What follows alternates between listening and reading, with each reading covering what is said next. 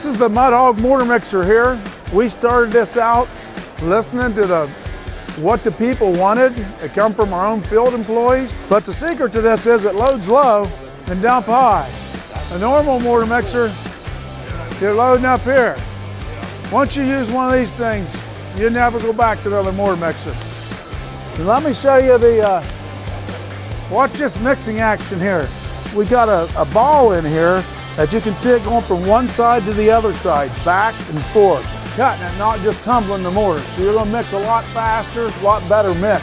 Yeah, it's got a cross-port relief built in to where before it tears itself up, it stops. Then you just reverse it and go again.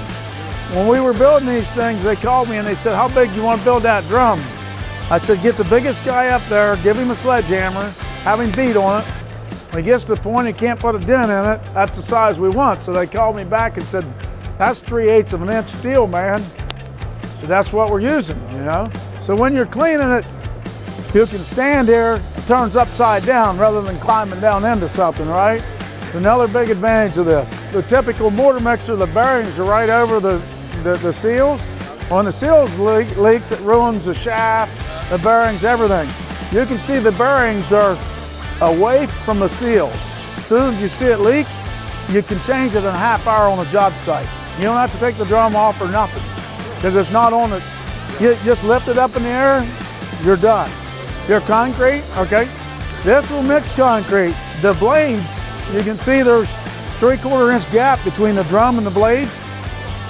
And another thing with these blades, they're made of masticated rubber, the same type of rubber you build car tires. So you're gonna run for years and years and years without ever having to change them. Another thing we've done on this mixer is it's electric start. So every time you pull on a pull cord on a mortar mixer, you're one pull closer to shutting your job site down.